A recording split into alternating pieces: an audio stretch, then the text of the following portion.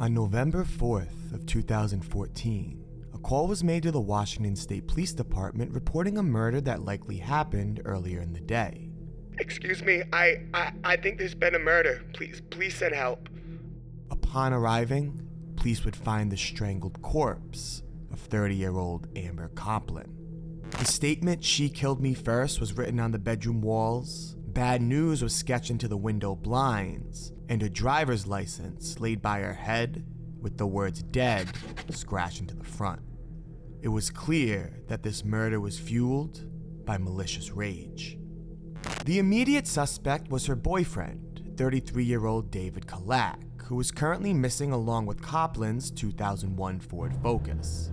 About 19 hours later, police spotted Kalac driving Coplin's vehicle and proceeded to engage in a short police chase that was later called off as Kalac began driving recklessly into oncoming traffic.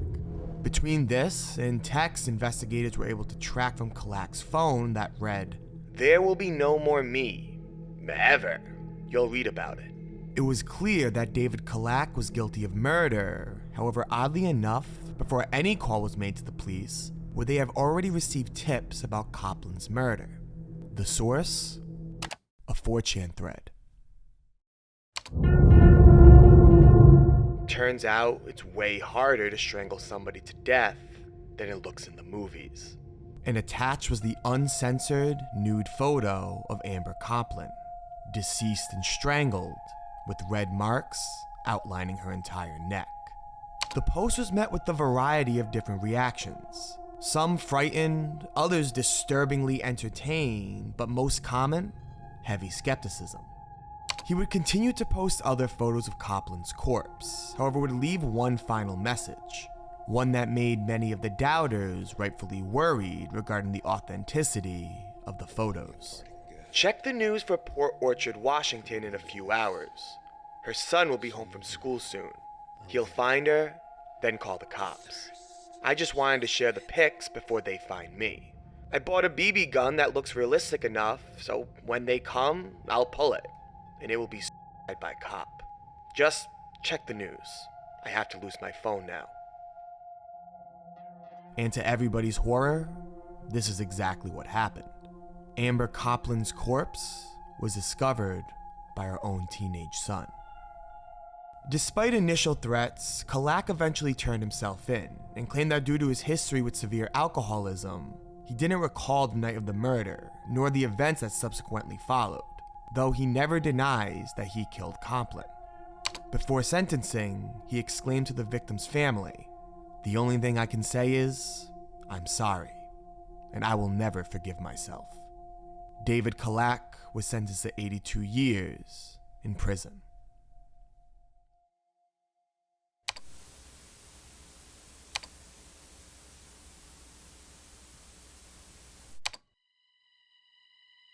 I understand the early judgments made by society. Distancing myself makes me seem like I'm trying to escape a crime. I'm not. I'm only trying to give myself some space and fully take in what happened before I turn myself in. The fact is, no one is more destroyed than I am. She was more than a girlfriend or soon-to-be fiancé. She was my everything. What happened that night was nothing but tragic. In early May of 2017, a post was made to the Canada News subreddit titled, "Wanted for Kitchener Murder, My Side," detailing the tragic events of a fight between a couple that concluded in one party's chilling death. Melinda Vasily and Ager Hasan were a couple living in Kitchener, Ontario, that, described by Hasan, was a serious, healthy, loving relationship. We've been in a relationship for a year and 3 months. This was the first serious long-term relationship for the both of us, so everything we did was a new experience. We traveled the world, our families met, we had fights, but we made up. Talked seriously about marriage and kids, the whole deal. I would never physically hurt her in any way. She would occasionally hit or slap me when I said something stupid, but that's it. I just laugh it off. However, after a little over a year of dating, things would begin to get a little rockier in their relationship. They would argue more than usual, reoccurringly breaking up and getting back together, and even one time, had a fight break out between Hasan and Vasili's brother, resulting in the police being called to the scene. However, after some time, their differences would momentarily subside, and a hopeful reunion between lovers seemed very likely. She invited me to her room right away. We cuddled and talked, and we never spent so much time away from each other. We just cuddled, kissed, and talked about everything. We both let everything out, and finally, our relationship was back on track. However, right as Hasan was about to leave, would one question collapse any foundation they had just built and permanently alter the rest of their lives forever. As I'm getting ready to leave, she asked me if I've done anything with any other girls while we were on break or any time we were on a break. I told her we needed to be honest and said yes, and just told her about it. According to Hasan, Vasili initiated physical contact, and he retaliated, pushing her into the kitchen sink before she grabbed a knife and began pursuing Hasan. Initially, I thought she was just going to hold it and try and tell me to leave. She doesn't. She comes at me in full force, aiming towards my face. I tell her to stop, but she doesn't. I tried grabbing the knife but ended up cutting my hands, and after a few cuts, I just lost it. I freaked out. I was scared and I was in a state of shock. Out of shock and fear, I just grabbed one and hit her with it, almost blindly. A few times. I didn't know what happened. I was confused, shocked, and scared. When I left, I honestly thought she just passed out, and then I looked at the blood and started freaking out, and I just ran. I didn't know for sure she had died until the next day, and I honestly had no intentions of ever doing that to her. I was protecting myself. Hasan then exclaims his immediate regret, the fear of what he just done, and the life he likely took. However, at the end of the post, things get a little suspicious. I'm reading the news, and they're claiming it was targeted or an act of terrorism. Why would I buy her roses that night if I was planning on killing her? I didn't even go home that night. I always have a passport in the car and decided to just get away for a few days before turning myself in. However, he never would. At least not initially. He fled to the United States and began anonymously messaging police, trying to negotiate a plea deal in exchange for his surrender. Over the next few months, he made numerous social media posts with ominous messages, usually relating to his run from the law. However, it wasn't until July of 2017 that Hasan was finally arrested. Not by surrender or even anything to do with the murder, but instead through a counterfeit operation he was participating in on the dark web. But after this, a lot more incriminating evidence began to see the light of day. Vasili was stabbed 47 times. Not once, not twice, but 47 coordinated stab wounds were found on her helpless corpse. It was also revealed that same night, Hasan would text her at approximately 3 a.m., stating, "Nice seeing you tonight. Glad we worked things out. See you soon." There is no way you stab somebody 47 times and send this message with the belief that they're okay. Hasan knew exactly what he did and tried desperately to play the murder off as a domestic abuse victim, accidentally retaliating back. It's why he made this post. It's why he mentions the roses he bought, and it's also why he attached the screenshots of their recent text messages, illuminating the kind and caring man they represented him to be. However, luckily for the victim and her family, the jury was not fooled. On May 24th of 2013, Hasan was found guilty and was sentenced to life in prison with no chance of parole for 10 to 25 years.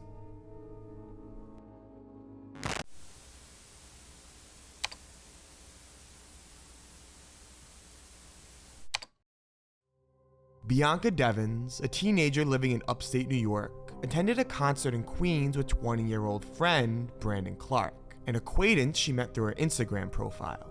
Devin's mother reported that Devin had no interest in dating Clark, although it seemed as if he wanted more. Some of Devin's friends and family described Clark as exploitative, while others regarded him as a trusted family friend. So it's hard to conclude what Devin and Clark's true relationship was like behind closed doors.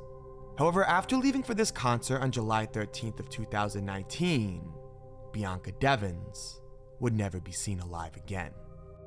On July 14th, A picture of Devins' recently murdered corpse lying in the front seat of a vehicle was posted to a Discord community of mutual friends with the caption, "Sorry f***ers, you're going to have to find somebody else to orbit."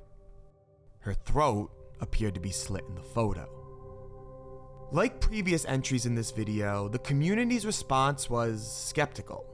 Many didn't believe it to be real and began to spread the photo across the internet, becoming viral seemingly overnight.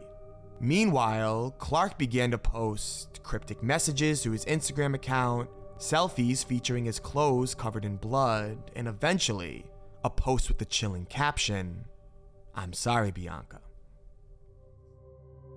Many began to call the police, and as they quickly tailed in on Clark's location, a team was sent to Devins' mother's house. However, the photo already made its way to her messages. Devins' mother figured out her child had died because her murder photos went viral. When arriving to the scene, police found Clark lying atop Devins' body with a tarp draped over her. It appeared he had critical self-inflicting wounds of his own, however, after being rushed to the hospital, managed to survive. It was believed that Clark's actions was a result of jealous rage after seeing Devin and a mutual friend interact at a concert. And after an argument in the privacy of Clark's car, he proceeded to kill her. Clark was sentenced to 25 to life in prison. However, what was truly haunting in the aftermath of Devin's death was the internet's reaction. Devins had a sizable following online, and the photos of the crime scene continued to trend for weeks that followed, understandably haunting the victim's family. Online trolls also relentlessly sent her family the images along with cruel memes and hateful messages, some even blaming Bianca for what happened. Stephen Cremato, a behavioral scientist, even went on the record calling the attack on Bianca's family a form of psychological terrorism. This became so bad that as a result, New York created a bill named Bianca's Law, aiming to press criminal and civil penalties for spreading an image of a crime victim with the intent of glorification or harassment.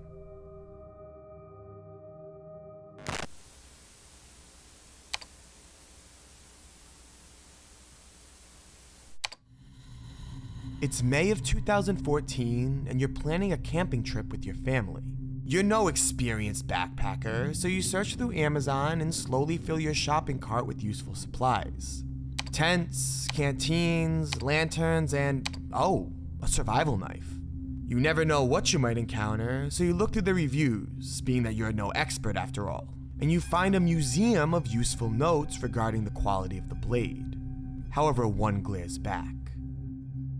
Haven't stabbed anyone yet. Yet. But I'm keeping the dream alive, and when I do, it will be a quality tool like this. The account belonged to a user named Me, and the wish list containing the item was linked to a man named Todd Colehep. On September 3rd of 2016, 2 missing persons reports were filed for couple Kalac Brown and Charles Carver.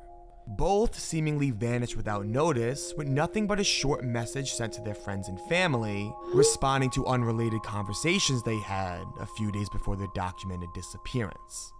After this, absolute silence. Police soon searched both parties' apartments and found no sign of either person. Police reported that there were even indicators no one had been there for some time, with Brown's dog even being left without food. Family and friends relayed their confusion and worry regarding the whole scenario. It was odd for either of them to just up and leave, and although there was some comfort that they could be together, as time passed, the thought became much more unlikely. A few weeks after their disappearance, a series of odd messages were uploaded to Carver's Facebook account. Claiming to be Carver himself, the post gave clear indication that both parties were not only okay, but also now married. A reveal that didn't give either of the families any more hope. There were also weird messages sent to friends asking for a drug to help get off other drugs, and the whole string of messages made it clear that either something was deeply, mentally wrong with Carver, or somebody else entirely was impersonating him on his own account. Police continued to search for the next 2 months, compiling phone records and internet messages, attempting to pinpoint the location of Brown and Carver. With many factors complicating the process of cellular tracking, it was difficult to find an exact location of either cell phone. However, around this time, police received a rather convoluted tip that Brown was buried in a 100-acre farm in Spartanburg, South Carolina. And finally, after searching through dozens of messages and processing Facebook records, investigators found numerous mentions of the two planning to meet with the man named Todd Kohlhepp. Todd Kohlhepp was a real estate agent in South Carolina and asked Brown and Carver to help do yard work on one of his properties with the promise of payment, a job planned shortly before their disappearance. After this, investigators finally began to piece together where Brown and Carver might be. They finally finished creating a cellular map, determining possible locations where the cell phone was last seen, and found that Kohlhepp owned a 95-acre property in the bounds of this location. They prepared search warrants and visited Kohlhepp's property, to which they almost immediately heard banging coming from the backyard.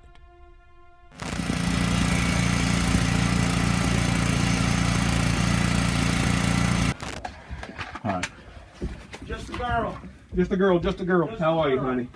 We're bolt cutters. This is our best. It was there they found a shipping container sealed by a variety of padlocks, and inside lied the cold, chained, and terrified Carla Brown.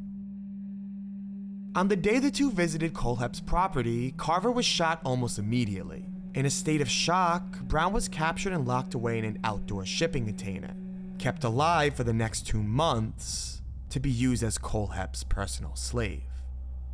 He promised her that if she resisted or even got bored with her, he would kill her and bury her right next to her boyfriend.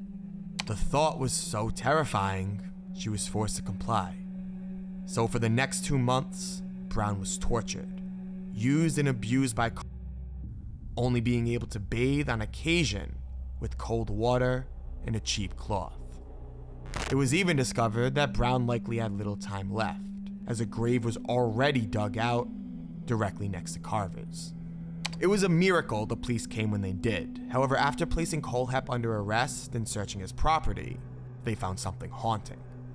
Much of the equipment used to enact these crimes came from Amazon, and Kohlhepp never forgot to leave an honest review. There was his shovel, Keep in a car for when you have to hide bodies and you left the full-size shovel at home. a firearm grip, It's blacker than my soul and priced right. padlocks, Works great, and if someone talks back, go old school on them by putting this in a sock and beating them. They will not appreciate the hardened steel like you will. It also works great on shipping containers.